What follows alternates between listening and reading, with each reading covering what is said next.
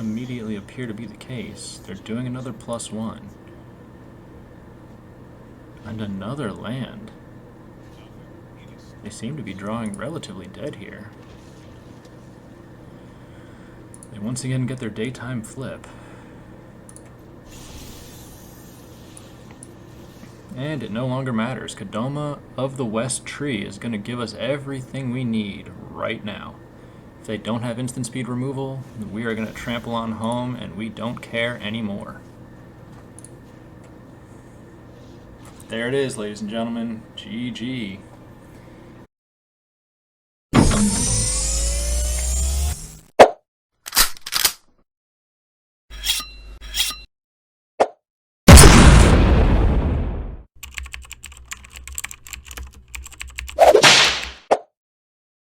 Hello and welcome to the Florida Men Gaming. My name is Furion and today we're going to be playing Magic the Gathering Arena.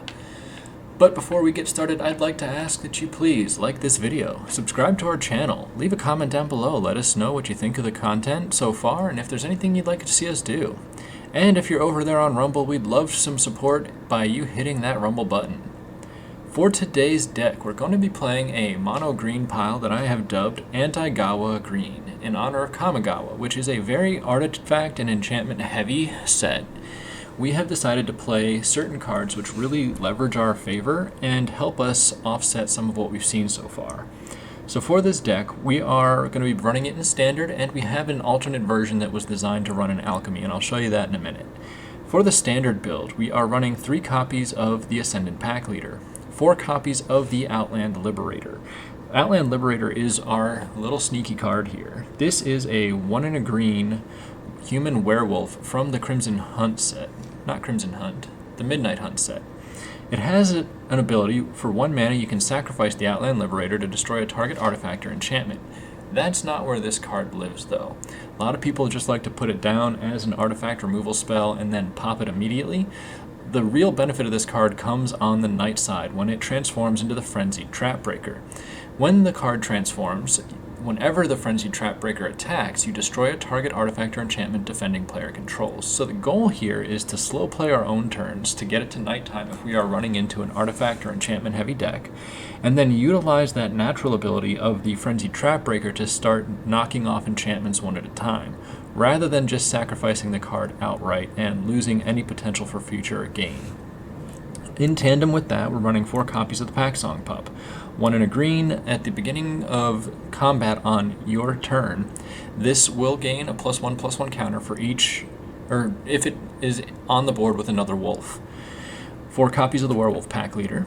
2 copies of Kodama of the West Tree. This is a 2 and a green card from the Kamigawa set. It has reach, and if you have modified creatures on the board, which is anything with a counter, an equip, or other modification, that creature will have trample, and whenever it deals combat damage to a player, you may search your library for a basic land card, put it onto the battlefield tapped, and then shuffle.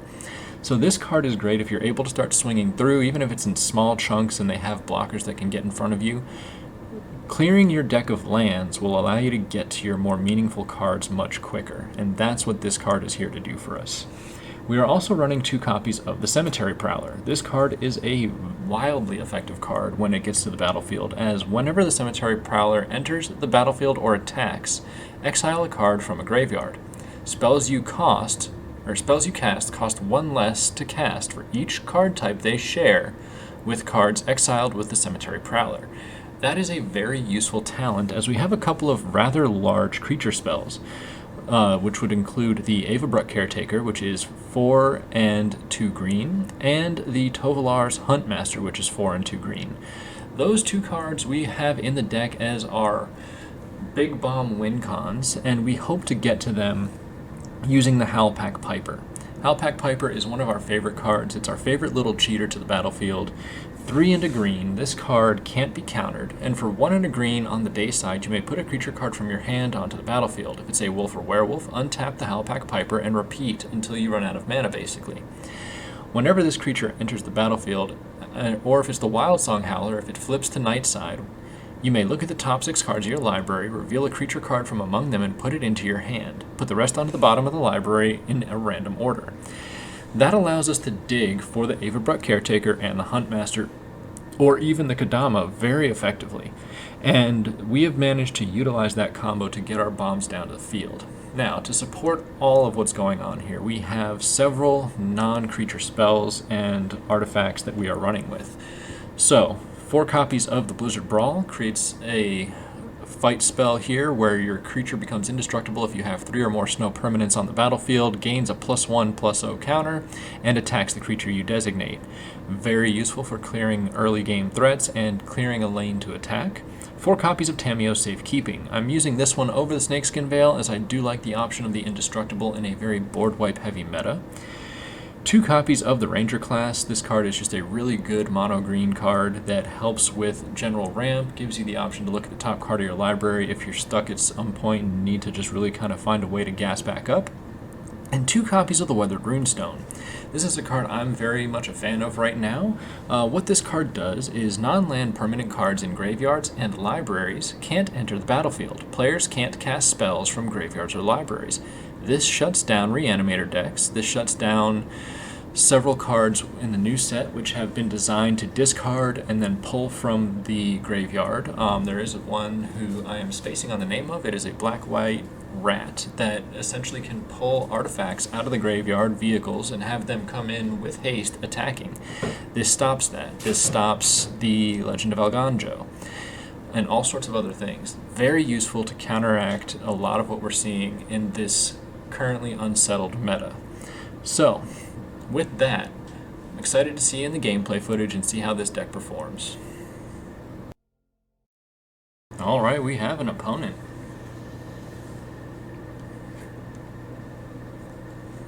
And this is a good starting hand. We're going to go ahead and keep a couple of really key pieces that we're going to try and put together. We only really need 2 mana to make this hand really start to sing.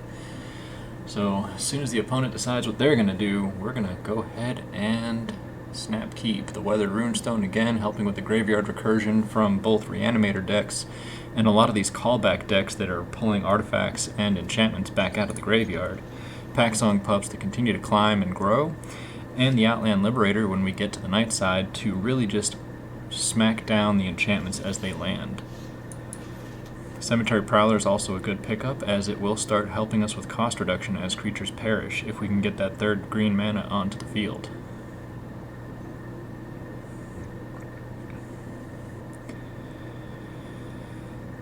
Just waiting on the opponent to decide if they want to play a second land. They do. Right now, opponent showing green-white. If we are playing the enchantments deck, we may have darn near the perfect setup. There's the Jukai Naturalist. That is along the lines of what we were hoping to see here. Outland Liberator.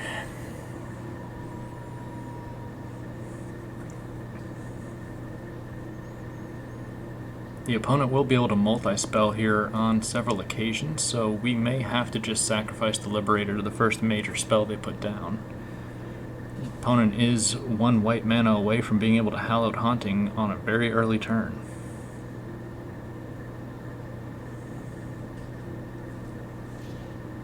Spirited Companion. Opponent going to draw a card. Looks like they might be struggling for mana. And the Weaver of Harmony, pumping them up. This is going to change our playline slightly. Well, maybe not.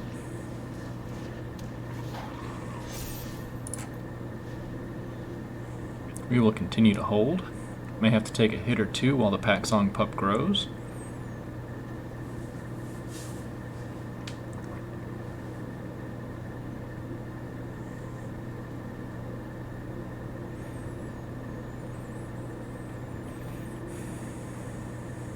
Fortunately for us, the opponent seems to be having the same mana struggles we are. Unfortunately for us, they already have their creature on the board. Oh, never mind, I spoke too soon. They got their next land. And a Circle of Confinement. There goes Outland Liberator. Okay, maybe not the choice I would have made, but oh, never mind, they're taking both. Ladies and gentlemen, we just got hosed. And the Michiko's Reign of Truth. We're about to get smacked bigly.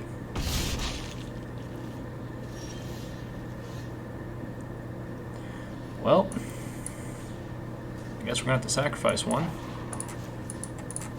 not really going to matter much, as that, I forgot, I don't have the third land, so GG. Alright, we have an opponent.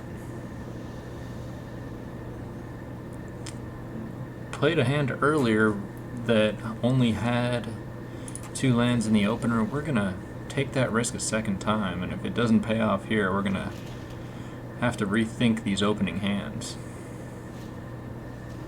Opponent showing mono black. Alright, we were rewarded for the patience on that hand.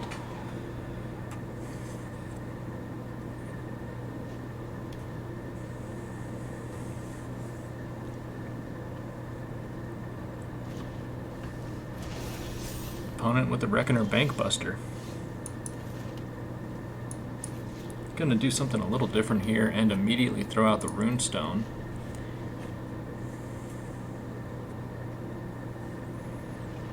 This is something opponents may not have seen in a very long time. It's not a common card in play. Opponent electing to go for the draw on the Bankbuster. There's a Liberator. Go ahead and drop the first Liberator onto the battlefield now and hold up Tamiyo's Safekeeping.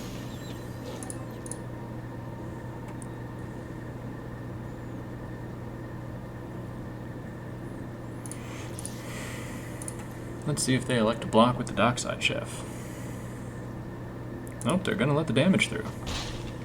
Bankbuster requires at least 3 toughness on the board to crew up.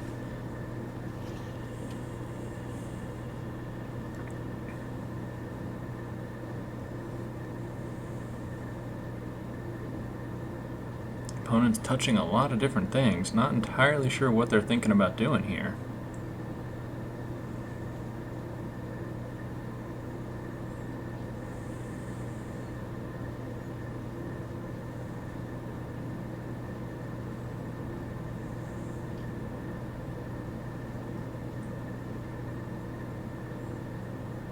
Well, so far they haven't come to any meaningful decision, as we are still waiting on them to, well, I guess do literally anything.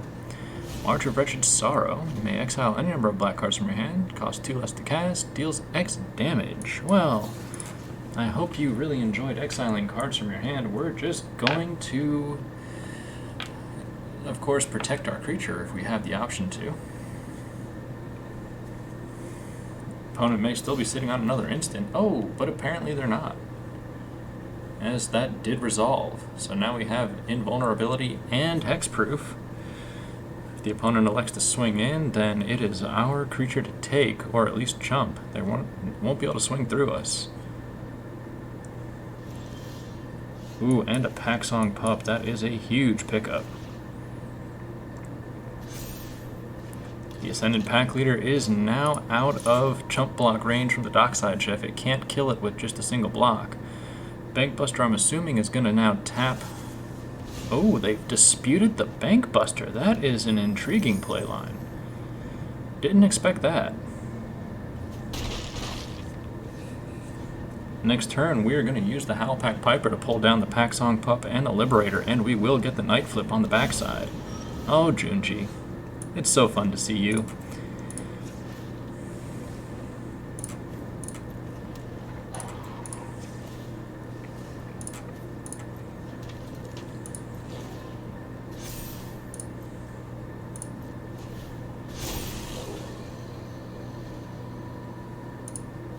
Alright, not quite the card we were hoping to pull with that, but we'll take it as we do currently have the mana to play it. 2 Frenzied Trap Breakers on board means any new artifacts coming down will get instantly targeted. We have enough power and toughness here to really be a problem, and Junji won't be able to recall anything from the graveyard. There's a Lulth. Do they have enough for a second cast to flip us back to the dayside? Oh, please swing. They don't swing. Go ahead and play another Howlpack Piper and pump the Packleader. There's our girl. Avabruck Caretaker in hand.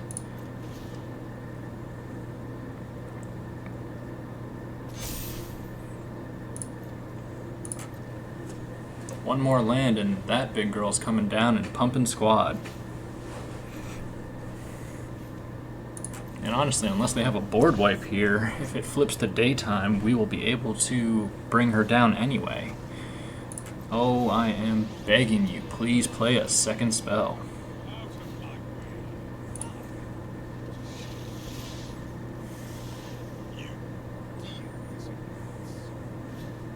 There's the second spell. I don't think they know what they just did. And if they do know, well, they're about to regret it. Oh, and we get the absolute perfect draw off that. Tovolar's Huntmaster coming to the board. As long as they're not sitting on a surprise Blood on the Snow, this is going to be devastating to them.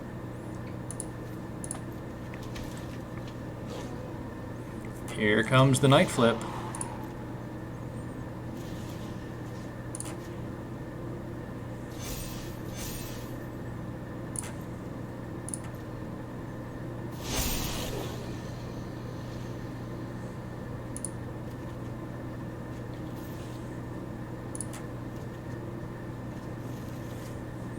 Let's see if they can double spell here.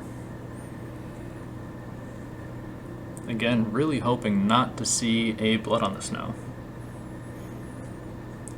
Whole squad at the moment is immune to targeted removal with the full squad hexproof here. Next turn we're going to swing in for everything. Opponent may just elect to swing in for everything here, potentially feeling they have no hope for a recourse. Holding back the Junji, it's an interesting call because I don't have anything that can stop it.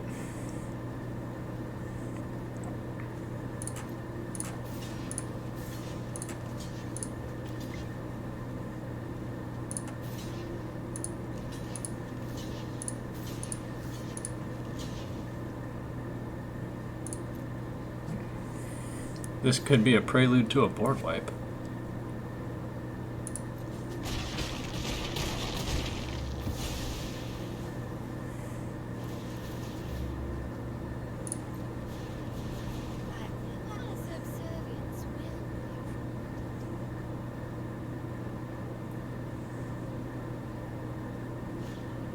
Meat Hook Massacre for 4.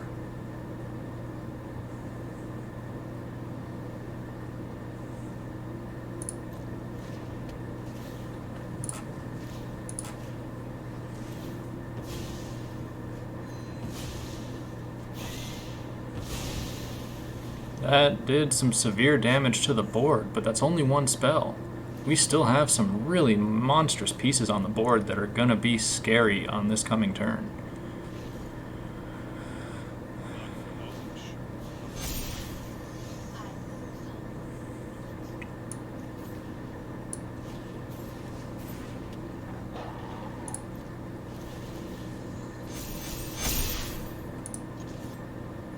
And we're just going to power on through to face.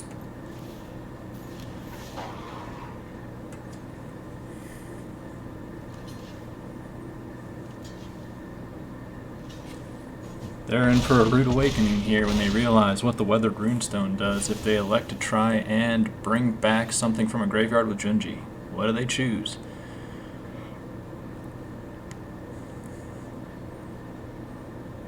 Please pick the Graveyard Recursion.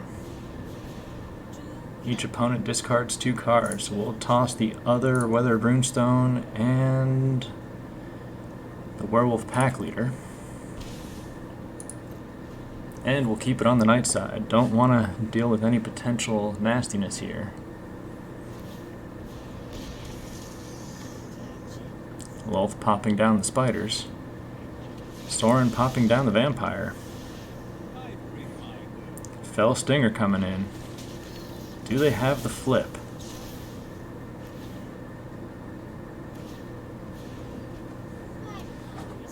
They might. That is not what we wanted to see. Nighttime means we can't force the fight with the Tovolar. And they have Death Touch, which is a problem.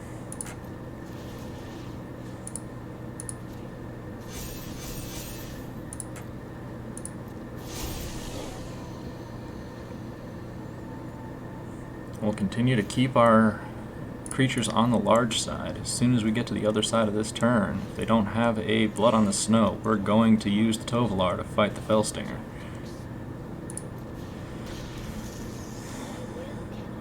A little worrisome that they've elected to go that route and put more spiders down. Alright, we have dodged yet another board wipe.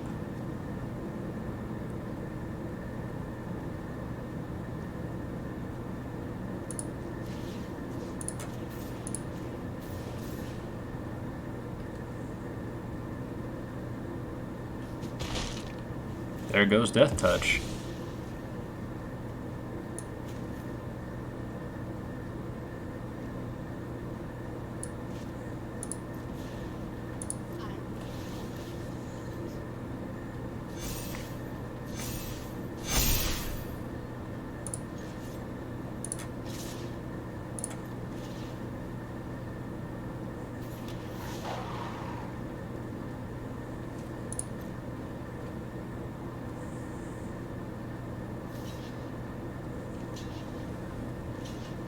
Really do wish we had something that would give us some trample here.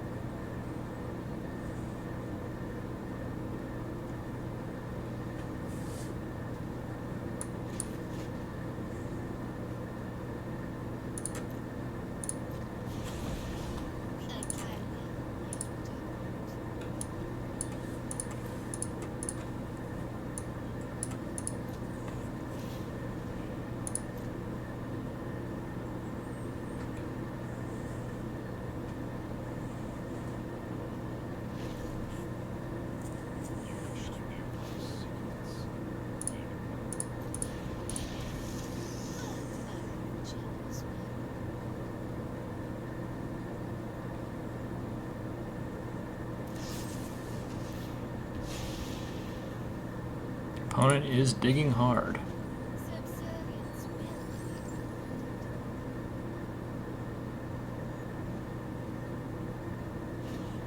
There's another lull. They are looking to max out spiders.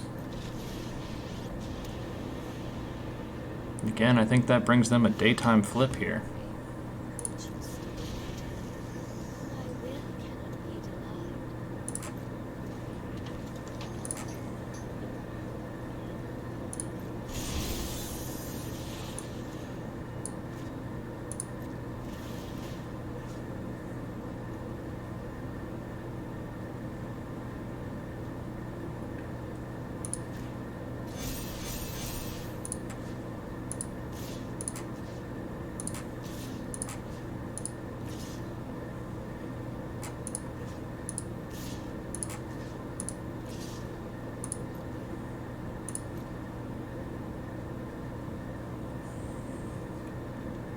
Let's see if they elected to go all in on some defense here. So far, chump,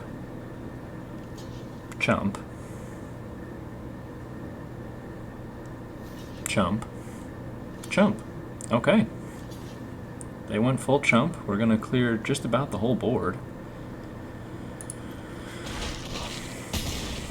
And we're only going to lose 2 cards in the process, bringing us once again back to nighttime, and the standstill continues. Opponent down to 35 cards in deck. We are at 38, but we are, again, ever worried about a potential board wipe.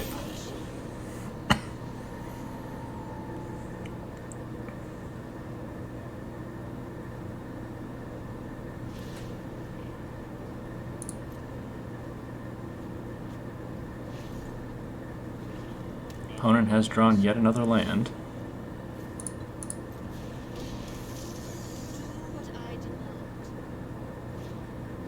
And another lull. They are cycling through their deck very rapidly here.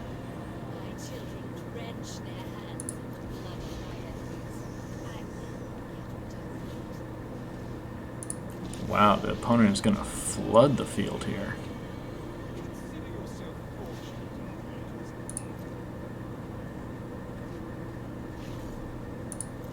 I've got to believe they have a Blood in the Snow somewhere in their deck.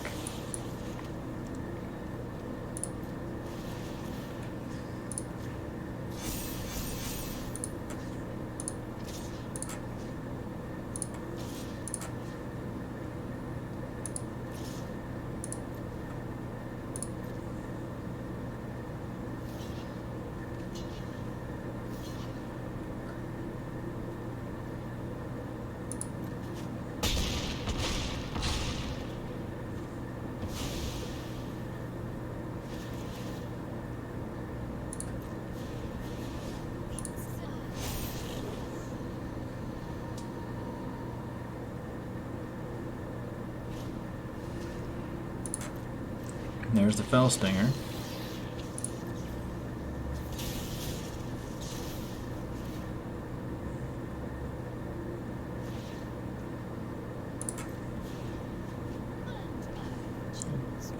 Did they draw the Blood in the Snow?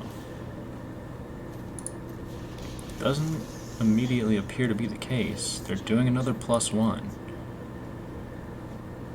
And another land. They seem to be drawing relatively dead here. They once again get their daytime flip. And it no longer matters. Kodama of the West Tree is going to give us everything we need right now. If they don't have instant speed removal, we are going to trample on home and we don't care anymore. There it is, ladies and gentlemen. GG. The power of Mono Green eventually prevailed.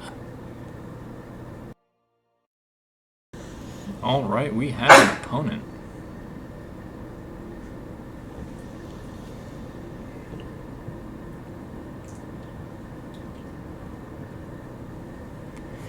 Alright, this hand is intriguing. We're going to go ahead and keep. Last game didn't punish us too badly for taking a 2-lander to start, so we're going to take that chance yet again and see where it leads us. Opponent with another Kamigawa avatar. Let's see what we're getting into.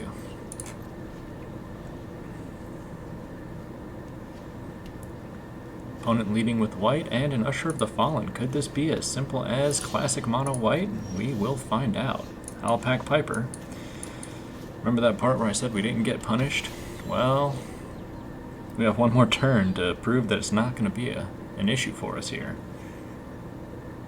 We are in standard, so we could see a Luminarch Aspirant coming down any moment. They could also elect a Portable Hole. There's the second white mana. Mono white, of course, playing a very complicated playline. Actually, that does stink for us. But there's that third mana we needed. Okay. Now we have a body on board big enough to be a problem for them, and we're going to go ahead and hold.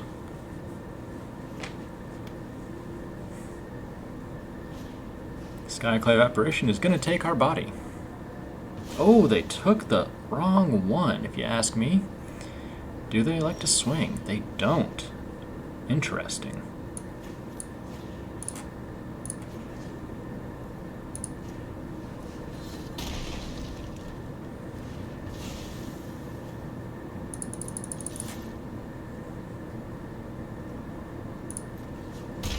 Alright, we're in for 4 damage. Tamiyo Safekeeping still on hold here. Let's see if they elect to try. There's the Brutal Cathar. Let's go ahead and let them think they've got this. Oh, sorry, friend. Not today.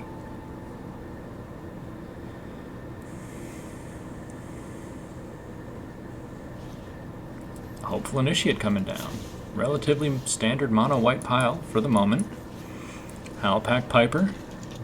One of our favorite cards.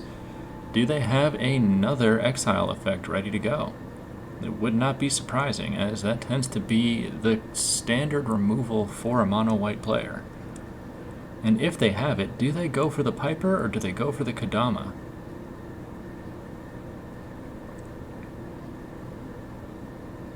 We're going to avoid highlighting our cards here so as not to draw attention to any particular thing.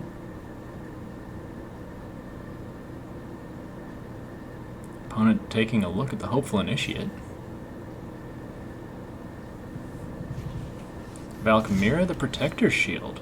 That is a intriguing play. Who are you going to attack in with, though?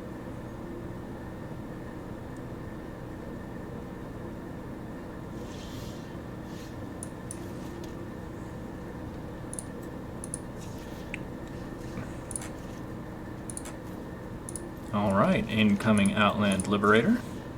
Incoming Howlpack Piper number 2, and Nighttime Flip.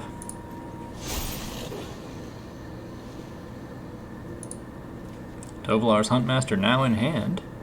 Avabruck Caretaker now in hand. you're not going to get much for your double spell, friend. You can take one of the Wild Song Howlers, but when these two bombs come down, your whole day is about to get really bad. Sun Gold Sentinel. I expect them to attack in here. But again, they're not going to get much for their efforts. And if they elect to go for the Frenzied Trap Breaker, we're just going to take a shot at the Valkyria Protector Shield. Do they swing? That will be key. Alright, who's your target?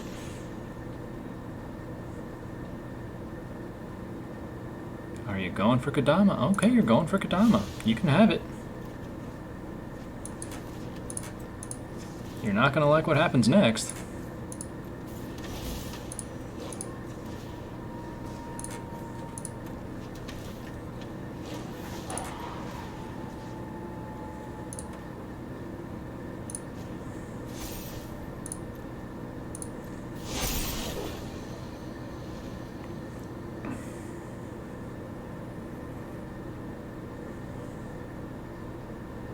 Alright, there's another Kodama. And a Packsong Pup. Two excellent cards. Opponent only has one spell to play. They are now officially in bad shape. They put down a land. They're going to have to attack. Take advantage of the fact that they are in the advantageous position. This next turn, we're going to swing through for potentially lethal here. They will lose the protection of their Valkyria Shield as soon as the Frenzied Trap Breaker goes into attack, and Hallowhenge Huntmaster is gonna power the whole team up. There's the pump, Mono White. Love ya, love to play ya, don't want to be you in this moment. That's a big scary noise. The opponent is now completely vulnerable. We have trample on all of our creatures, and they don't have big enough bodies to stop a single thing. Ladies and gentlemen, Mono White is officially left the building. Alright, we have our next opponent with a Thibblethwipped avatar. This is a decent starting hand. Cemetery Prowler could come in handy here, and double Werewolf Packleader is always a desired setup. We just have to hope once again that we draw into that third land. Opponent does go first. As some have said, the saddest couple of words in the game.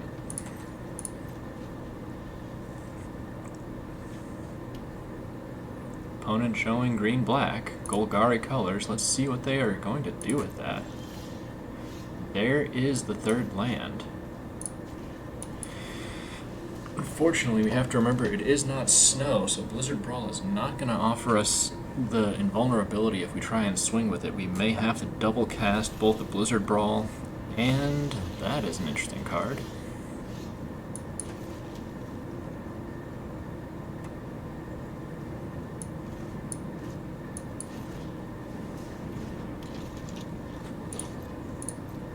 I'm not entirely sure what the opponent's trying to do here. It's a very interesting setup. Do they have another Deadly Brew? Binding the Old Gods. Well, I hope you enjoyed that. No, sir, you may not.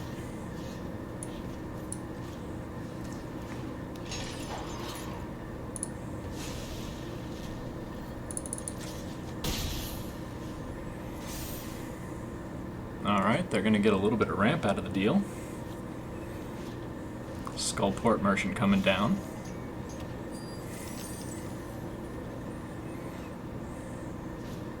And a Shambling Ghast.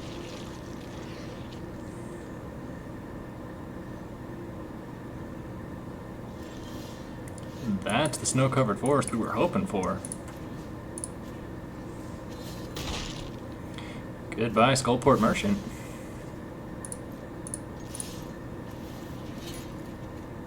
Hello, snow-covered forest. Goodbye, Skullport Merchant. We now have a super cheap Howlpack Piper. Yes, I know how to speak. Shocking to hear. Opponent with plenty of mana. We're going to actually hold. Don't want to risk running into a situation where they wipe our board completely and we are stuck with everything that was down. Could have played into some good stuff, but we're going to not run that risk. And there's the Meat Hook Massacre. Knew that was a possibility, and I am glad we held up. Now the opponent has tapped out pretty heavily.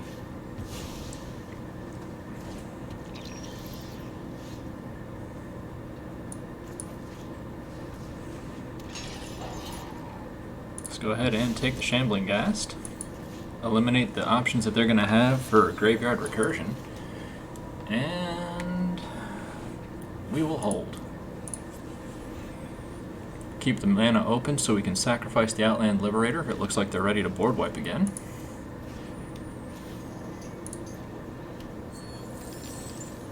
Another Skullport Merchant. They just like to feed them to me, I guess. Almost looks like this could be some variation on a Skeletal Swarming deck, so we have to be aware of that. That deck can spiral very quickly if they manage to get the swarming down. Let's go ahead and drop the Howlpack Piper. We're going to take the risk because we want to now get that nighttime flip and start digging deep.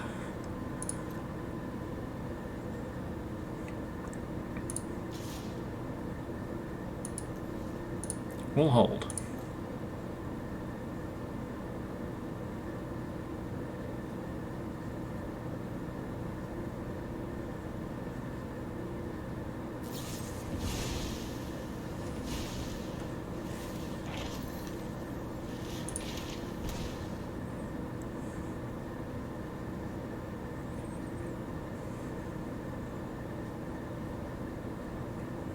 Let's see what the opponent gets with that.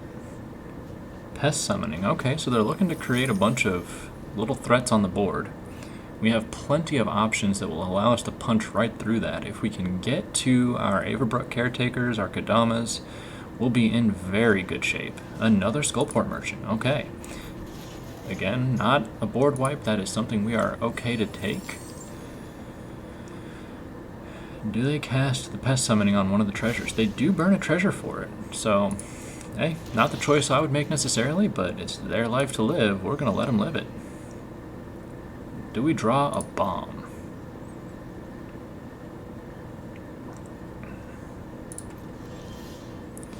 We draw a really good card.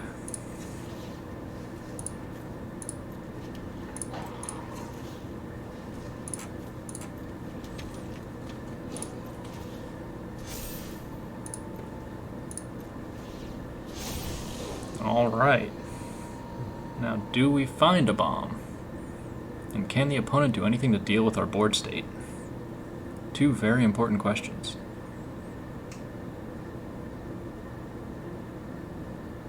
Nope, we find a 1-mana Ascendant Packleader.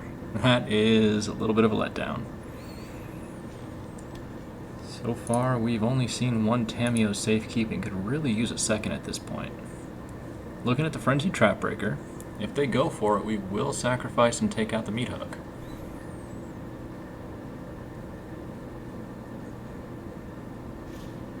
Skeletal Swarming, we knew it was coming.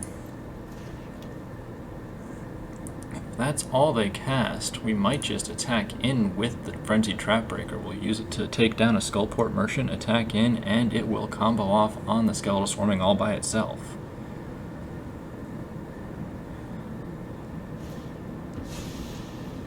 Opponent has elected to sacrifice one of their pests, most likely so they can get the second Skeletal Pump. Unfortunately for them, we have an answer to that. Oh, Kodama, it is good to see you, my friend.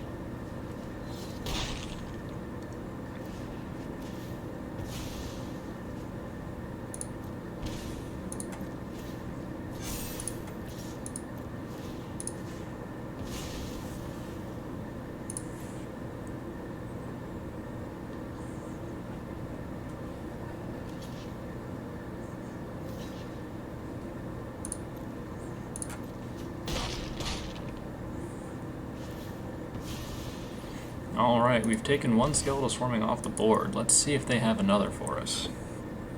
They could also have another board wipe. That is always a possibility.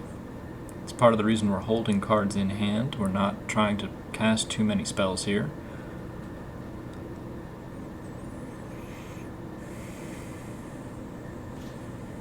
Agadeem's Awakening. Okay. It's a smart play on their part.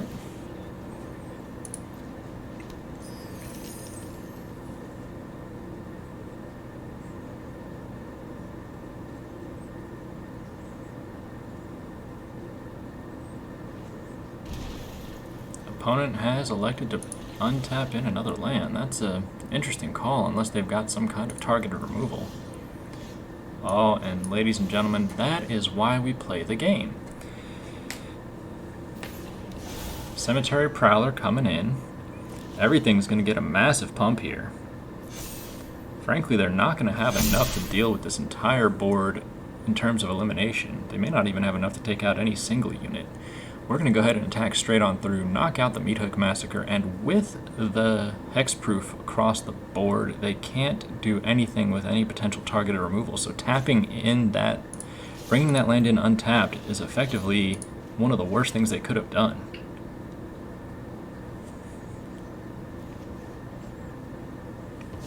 Got another land.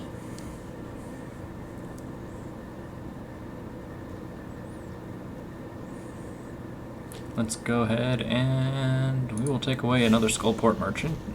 Fewer things they can get in the event of any kind of graveyard recursion spells they may be sitting on.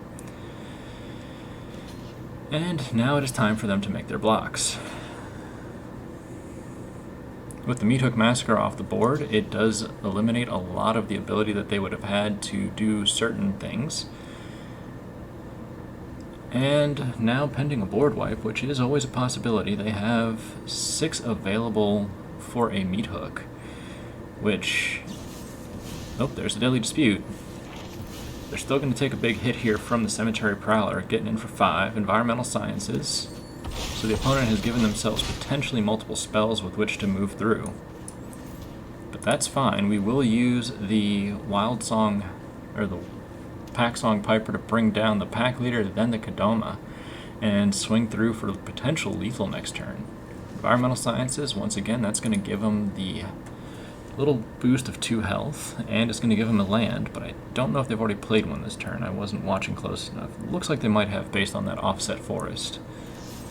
There's a Deadly Dispute. They are desperately digging now, but they're not going to have anything big enough to wipe our field, at least not if it's a Meat Hook level.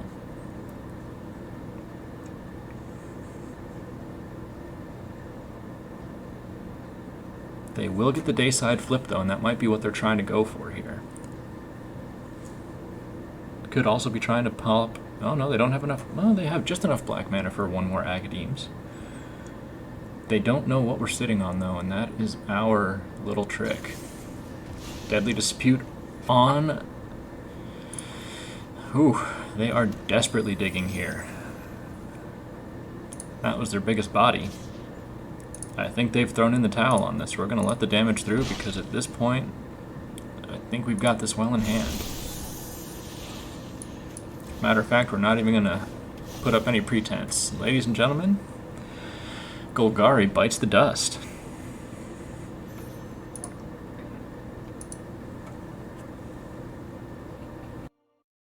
Alright, we are back. This deck performed remarkably well.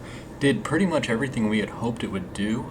Survived a couple of very intense matchups. Really held its own. Managed to fight its way into late games. We didn't run into too many board wipes that were designed to really take us out. That was to our benefit. We're going to go ahead and pull up the stats here from untap.gg. Taking a look, this deck went 3-1 in the gameplay that we recorded. Very effective. Did lose early on to the Selesnya enchantment deck.